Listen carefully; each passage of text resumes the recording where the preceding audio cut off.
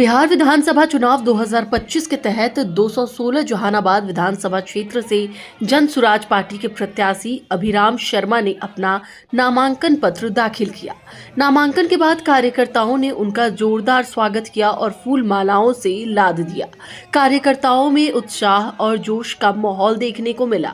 अभिराम शर्मा ने नामांकन के बाद पत्रकारों से बातचीत में कहा कि वे जहानाबाद में विकास की नई लहर लाने का काम करेंगे। उन्होंने कहा कि उनका लक्ष्य जहानाबाद को पलायन मुक्त बनाना और युवाओं को स्थानीय स्तर पर रोजगार उपलब्ध कराना है।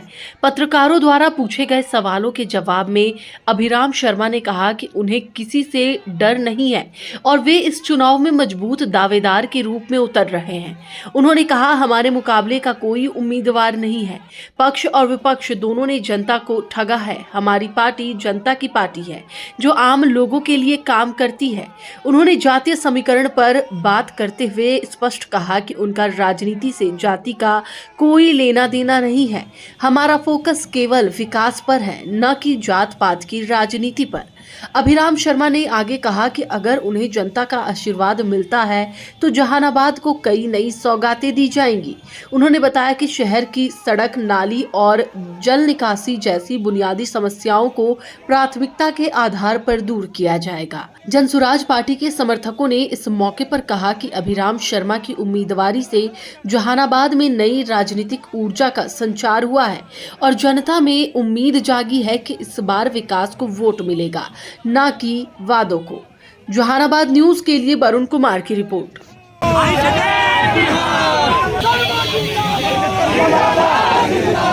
वो राहुल शर्मा को दिया है, पूर्व सांसद के बेटे हैं और एक पूर्व सांसद।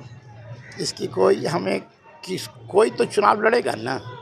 अब कौन आता है इसकी चिंता नहीं है। चुनाव है, चुनाव में लोग आएंगे और लड़ेंगे। क्योंकि जहानाबाद में जातीय समीकरण की भी बात होती है, इससे इनकार नहीं किया जा सकता है। तो उस आधार पर यह सवाल था कि रणनीति कैसे जनसुराज के द्वारा बनाई जाए। रणनीति बनाया जाएगा और यही मानसिकता के विरुद्ध में जनसुराज आया है कि जो बिहार इतना गरीब और पिछड़ा राज्य है, इसी मानसिकता के चलते, लेकिन इसमें सभी लोगों का योगदान होना चाहिए। किसको बिहार में शिक्षा की आवश्यकता नहीं है, किसको रोजगार की आवश्यकता नहीं है, किसको स्वास्थ्य अच्छा होना चाहिए, किसको नहीं, पलायन रुकना चाहिए कि नहीं पूरे बिहार के। तो यह न होना चाहिए कि जाति की समस्या उठाने से, जाति का प्रश्न उठाने से ये चारों समस्या का समाधान होगा। इसलिए ऊपर उठिए और अभी जो है चुनाव के समय जो चारों मुद्दे हैं उसी पर चुनाव होगा। और विशेष तो अभी जनतंत्र में मालिक होता है। जनता के निर्णय लेने के लिए कुछ समय देखे। समय निकट आ गया है। 14 नवंबर के बाद आपका निर्णय सामने आ जाएगा। अभिराम शर्मा की जहानाबाद की जो समस्या है वो कैसे दूर होगी? जो भाई जहानाबाद की समस्या है वो बिहार की समस्या है। शिक्षा किसे नहीं चाहिए, शिक्षा की समस्या है, स्वास्थ्य की समस्या है, पलायन की समस्या है, रोजगार की समस्या है। वही समस्या तो जहानाबाद के है। उसी समस्या के तो हम रख आप लोग के सामने, और पूरे जनता की समस्या है। ये जनसुराज की समस्या नहीं। इसी समस्या के समाधान के लिए तो जनसुराज आगे आई। सर, समय कम मिला है इस बार सभी प्रत्याशियों को, कम समय में ही सारे लोगों तक पहुंचना है, उसको आप कैसे देखते हैं? अच्छे, परीक्षा की तैयारी पहले से होती है कि शॉर्ट जब एग्ज़ाम डेट हो जाता है अनाउंस, तब तो हम लोग 2.5-3 साल से लगे हुए हैं। आप लोग देख रहे हैं, देख समय इनफ है, कोई दिक्कत नहीं है, तैयारी मुकम्मल है।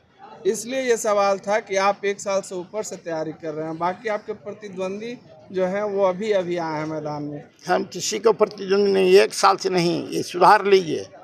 3 ईयर से कंटिन्यू तैयारी चल रही है और अपनी हम तैयारी के बात कर सकता हूँ। दूसरा कैसे करेंगे तैयारी, उनसे पूछ लीजिए। आपसे लड़ाई किससे है?